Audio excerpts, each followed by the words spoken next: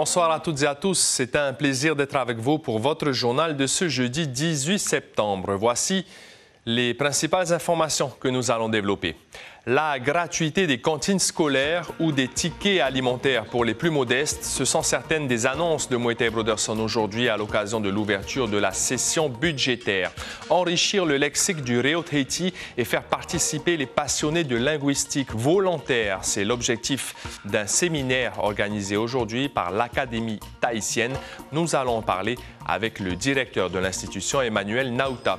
Tuteai Hoatua a remporté la première étape de la Havekinuim à Solo entre Tautira et Hitiaa. Le rameur du Team OPT devant Skeoni Sulpice de Shelva et Hotuiterei pour œil du club d'Air Tahiti. Il a 28 ans et docker de profession et adore la méditation. John Diop est le candidat numéro 8 à l'élection de Mr Tahiti. Son portrait est à retrouver à la fin de ce journal. Merci d'être avec nous. C'est une affaire qui a marqué la communauté israélite de Polynésie. Le 11 septembre dernier, un homme de 67 ans avait recouvert de peinture rouge le portail de la synagogue de Papeete. Il a reconnu les faits ce jeudi en comparution immédiate, mais a nié toute intention antisémite, expliquant vouloir alerter sur le sort des enfants palestiniens qui meurent sous les bombes. Le tribunal l'a condamné à 6 mois de prison assorti d'un sursis probatoire de 2 ans. Il devra également indemniser l'association culturelle israélite à hauteur de 600 000 francs.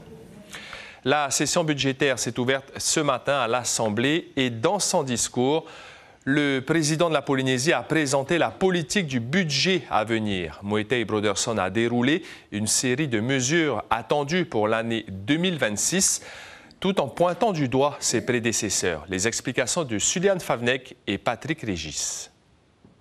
Une économie en bonne santé, mais un chemin encore long. C'est le constat de Moetai Broderson qui mise sur 3 projets phares pour 2026. Tama Ametei, la gratuité des cantines et un nouveau dispositif pour le logement. L'idée ici avec les nouveaux dispositifs de bail, ce qu'on appelle le bail réel, c'est de pouvoir mettre à disposition des fonciers du pays qui pourront être utilisés par des OLSP, par différents aménageurs, pour avoir un prix de sortie qui n'inclut plus le foncier. Donc si le pays peut mettre à disposition ce foncier, dans le cadre de ces baux qui aujourd'hui n'existent pas dans notre réglementation, eh bien ça viendra diminuer d'autant le prix de sortie de ces logements. Mais après les annonces, les attaques. Il accuse l'ancien gouvernement d'avoir provoqué la pénurie de soignants avec la fermeture de l'Institut Mathilde Frébeau. Réplique immédiate. Il nous reste 2 ans encore à supporter ce genre d'accusation, signe de leur incompétence. Et surtout, signe de leur non-volonté à vouloir résoudre les problèmes par eux-mêmes. On ne peut pas éternellement accuser. C'est une méthode du Taveni Huiratira, mais il ne fera rien de mieux pour sa population, pour les conditions de vie de sa population, que ce soit au niveau du logement, que ce soit au niveau de la consommation courante. Les prix ne cessent d'augmenter aujourd'hui. Dans l'opposition, les critiques s'accumulent. Ces annonces avaient déjà été faites, notamment sur la vie chère, notamment sur le contrôle des prix. On a vu que le dernier texte a été censuré par le Conseil d'État. Donc moi j'ai trouvé que c'était un discours assez plat, sans véritable annonce, avec quelques petits coups de griffe à la minorité. En creux, un autre message, préparer l'indépendance, une promesse pour ses partisans, une main tendue au leader du Tavini. Et dans son discours, Moetai Broderson a aussi évoqué l'instabilité politique dans l'Hexagone, avec au cœur des inquiétudes le budget alloué aux Outre-mer. Invité de la session budgétaire, Tevaro Fritsch est à l'instar des autres parlementaires suspendus aux prises de parole du Premier ministre, Sébastien Lecornu. Si la bataille promet d'être rude, une chose est sûre pour le sénateur, la France doit assumer tous ses territoires. Pas question donc que la Polynésie soit sacrifiée. Une chose est claire, c'est que pour tous les élus de l'Outre-mer du Sénat, mais je pense que c'est quelque chose que nous partageons avec l'Assemblée nationale, il n'est pas question que l'Outre-mer soit une valeur d'ajustement, un niveau d'ajustement, on va dire, du budget de la nation. Quand on connaît toutes les crises qu'il y a dans les Outre-mer, et je ne vais pas les énumérer parce qu'on sait tous la situation de la Calédonie, les Antilles, Mayotte, et puis les besoins fondamentaux que nous avons aussi ici, combien même l'ordre public n'est pas en question, mais il y a des sujets de fond sur le coût de la vie, sur l'emploi, sur l'activité, sur notre jeunesse, la lutte contre les stupéfiants, etc. Pour nous, l'outre-mer doit rester une priorité. Et s'il faut chercher des économies budgétaires, il faut aller les chercher ailleurs. La Chambre territoriale des comptes a contrôlé la gestion du Conservatoire artistique de Polynésie française depuis 2019. La situation financière de l'établissement est fragile, avec des résultats d'exploitation déficitaires. Il fonctionne principalement grâce à la subvention annuelle du pays de 275 millions pour assurer les enseignements à près de 1850 élèves avec des tarifs 3 fois inférieurs au prix du marché. La Chambre insiste notamment sur la nécessité pour le Conservatoire de tendre vers une labellisation afin de garantir la reconnaissance nationale et européenne des enseignements et diplômes. Il était question de néologie à l'amphithéâtre de l'université aujourd'hui. Comment on crée en Réau Tahiti de nouveaux mots ou de nouvelles expressions. L'Académie tahitienne et la Maison des sciences de l'homme du Pacifique ont invité les acteurs des langues polynésiennes à réfléchir ensemble. Cybèle Plichard, Sandroli. Un atelier de néologie collaborative, l'occasion unique pour les participants de se glisser dans la peau d'un académicien. Alors, lui souligne le fait qu'on ne retrouve pas la notion de narco-drogue, de produits illicites. Là, actuellement, on travaille sur le mot PIB, PNB et narcotrafiquant. C'est facile? Ça va, on s'en sort. Bon, on a beaucoup de personnes qui sont expérimentées dans le domaine. Et c'est peu dire. Réunir dans la même salle les académiciens, l'Église protestante et les universitaires, un vrai défi quand on sait combien chaque institution est attachée à ses codes, son écriture ou ses concepts. Il y a beaucoup de mots qui nous interrogent, comme on a discuté là-dedans à propos de l'armoire, où on a juste aramoré. On a juste tenu le mot et puis on a juste mis un E à la fin pour dire que c'est tahitianisé, alors que, comme je disais, il faut voir le concept du mot en français et puis comment le tahitien, lui, il comprend. Même problématique en marquisien. Pariri keakeahi sera plus approprié que pisikere. Le rôle de l'académie, c'est de proposer d'autres mots qui ramènent la langue là où elle doit être. Mais ces mots pisikere, on les entend tous les jours. Quel mot il faut du coup utiliser? Alors pour bicyclette, c'est pariri pour voiture, keakeahi, copédale.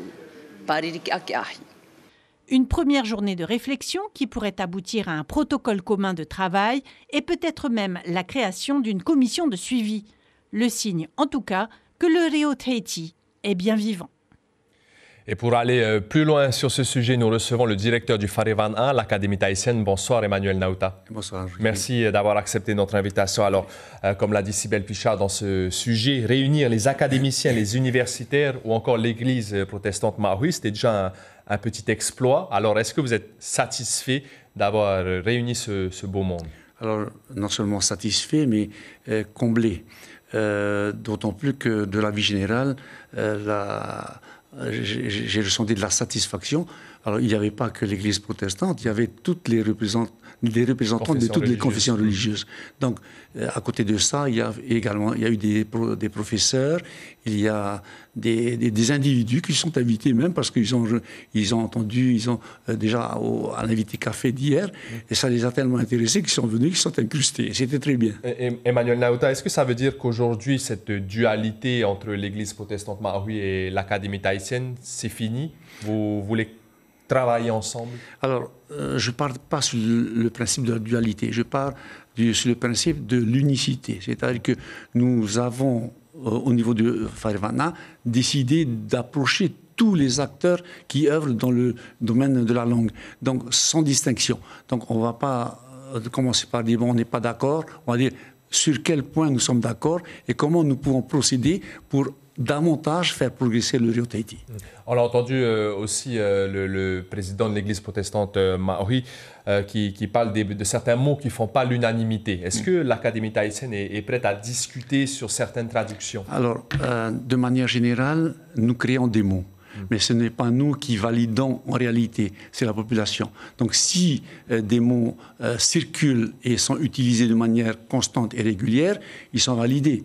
Mais s'ils ne le sont pas, on les met à côté et on essaie de trouver d'autres. Oui, voilà, des traductions sont faites dans le dictionnaire et ce sont ces mots qui, parfois, les protestants ne sont pas d'accord avec ces mots. Est-ce que vous pouvez revenir dessus, discuter, échanger? Encore une fois, il ne faut pas se fixer sur les protestants. Ils ne sont pas les seuls à ne pas être d'accord. Il y a beaucoup de gens, des gens dans la rue qui ne sont pas d'accord. Et donc, je veux dire, il faut se dire une chose, si on n'est pas d'accord, eh bien, comment on va faire pour se mettre d'accord? En tout cas, vous êtes prêt à ouvrir le débat. Et c'est justement l'objectif de ce séminaire qui a abouti par la création de Tohitu, qui est constitué de personnes de tout horizon. Et ce Tohitu-là va se réunir très prochainement pour faire la synthèse des travaux d'aujourd'hui et ensuite pour faire des propositions d'avenir.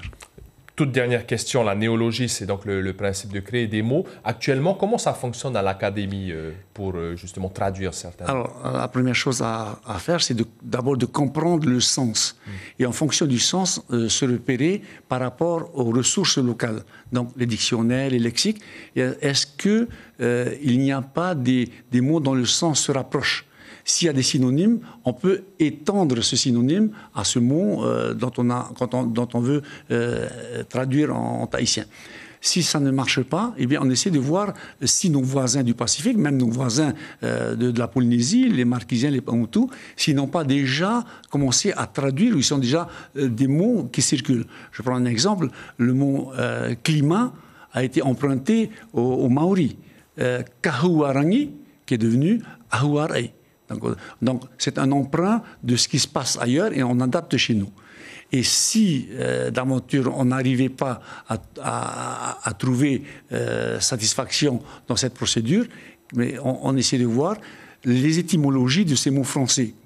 Si, parmi les étymologies, ils sont latins, ils sont grecs ou ils sont hébreux, on essaie de voir si on ne peut pas aussi les emprunter et donc les tahitianiser. Et si vraiment, à terme, on n'arrive pas, réfléchir à la possibilité de transformer le mot français en tahitien, carte Tareta par exemple. Merci beaucoup Emmanuel Nauta, directeur du Wharevan'a. On retiendra donc que l'Académie fait évoluer ses méthodes pour travailler justement sur la néologie du Reo Tahiti. Merci beaucoup. Près de 25 entreprises du Fénois ont participé aujourd'hui à un exercice national nommé Rempart 25. Il a été question de lutte contre la cybercriminalité. Comment ces sociétés de télécommunications, ces structures de santé ou ces transporteurs aériens et maritimes peuvent continuer de fonctionner pendant une cyberattaque. Écoutez le haut-commissaire Alexandre Rochat.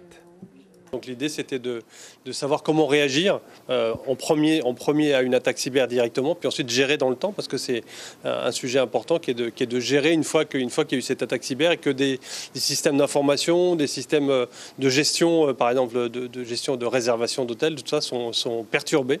Et donc ça génère des troubles à l'ordre public, parce que ça génère en général des mouvements de panique. Le premier symptôme, c'était l'arrêt des feux tricolores. Voilà. C'est assez banal, mais en fait, ça génère ensuite des perturbations dans la circulation. Et donc, il y a eu tout un exercice avec tout un scénario qui a été joué. Iteraratau, c'est le thème de la 39e édition de la foire agricole. Elle aura lieu à partir de jeudi prochain, le 25 septembre, et mettra en lumière les modes d'alimentation d'antan et les savoir-faire ancestraux. Le domaine vivrier sera particulièrement valorisé. Près de 250 exposants sont attendus. C'est une grande première. Cette semaine est organisé aux Marquises un forum de l'entrepreneuriat en partenariat à Nukuhiva avec la CCISM et l'ADI. Il s'agit d'offrir un accompagnement concret et spécifique à tous ceux qui souhaitent se lancer ou développer leur activité. Sarah Tong, secrétaire générale de la circonscription administrative des Marquises, nous en dit plus au micro de Marie Piova.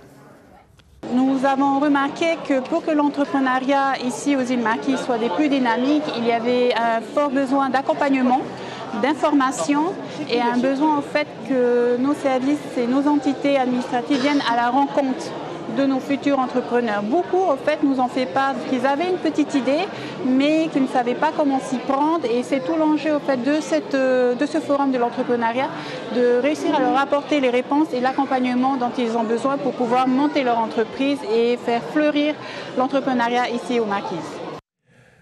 Top départ pour la 4e édition de la Hawaii-Kinuiv à Solo. 22 km entre Tautira et Hitia'a pour la première étape. Aujourd'hui, Tutear Ihoatua du Team OPT, vainqueur de la toute première édition, s'est imposé dans des conditions mouvementées. Ihoetif Afana et Marcel Bonneau ont suivi la course.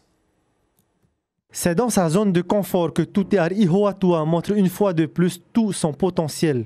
Le tronçon Tautira-Hitia'a est son aire de jeu. Il ne fait qu'un avec la houle et vient à bout des 22 km en 1h37 minutes et 32 secondes. Il s'impose presque logiquement.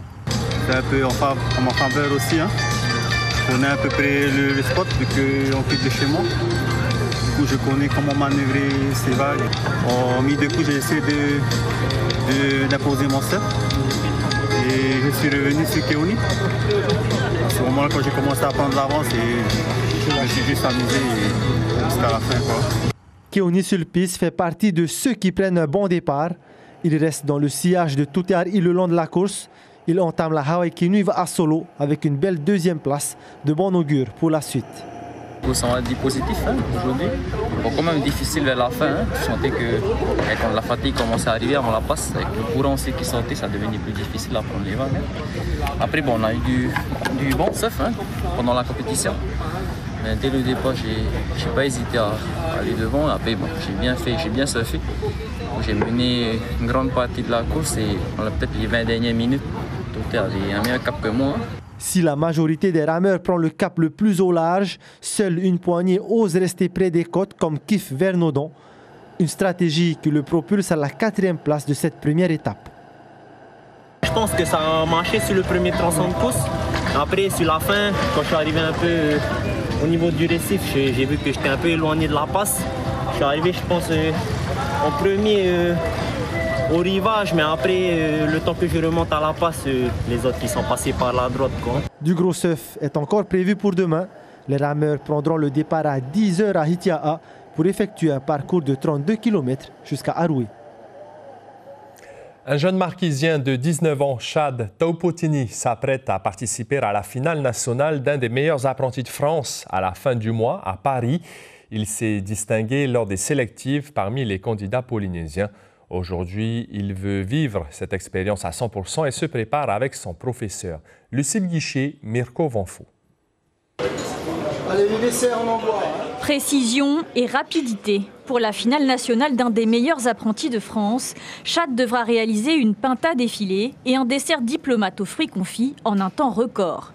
Les ingrédients et le matériel sont imposés. À 19 ans, il a déjà commencé à se préparer comme il peut.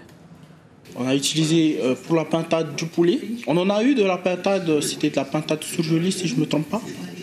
Et la pêche, on en a utilisé en boîte. Et bien sûr, heureusement qu'on a les 3 entraînements sur Paris. Je pourrais m'entraîner avec des produits frais. Après son CAP et son bac pro, Chad entame un BTS à l'école hôtelière de Tahiti. Ce concours, il y pense déjà depuis la seconde comme un challenge personnel.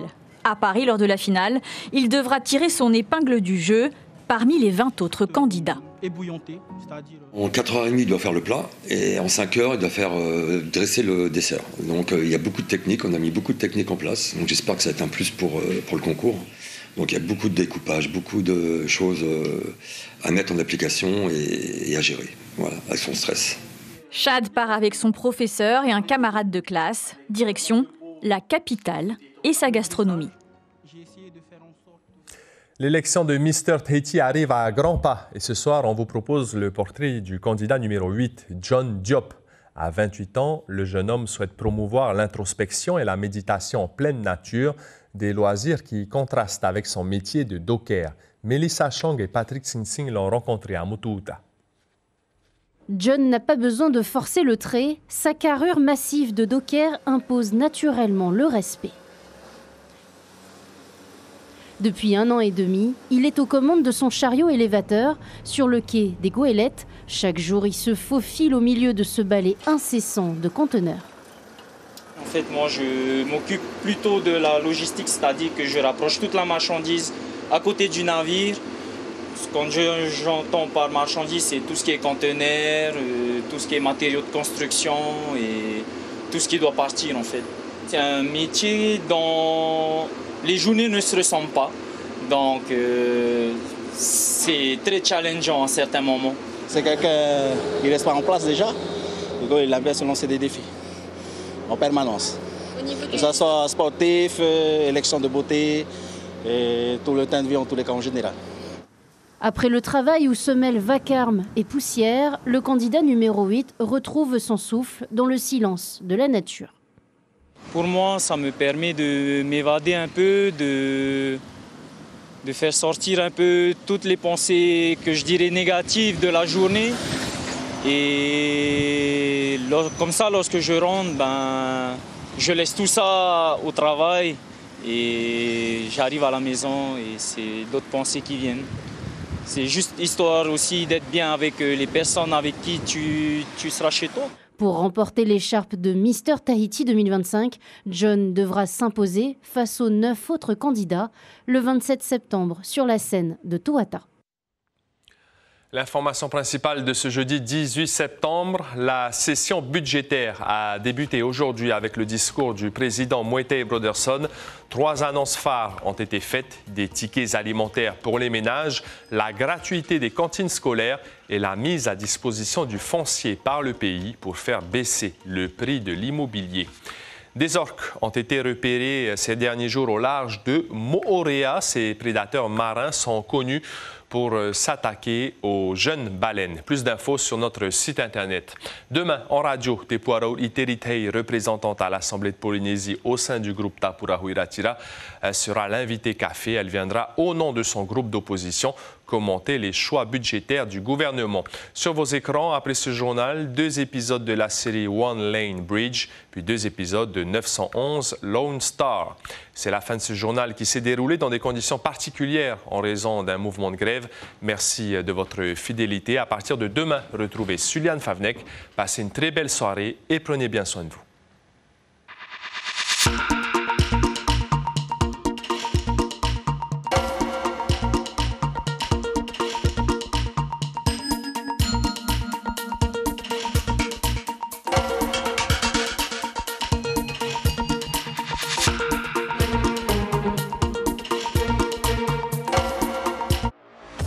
Retrouvez toute l'info sur WhatsApp en scannant notre QR code.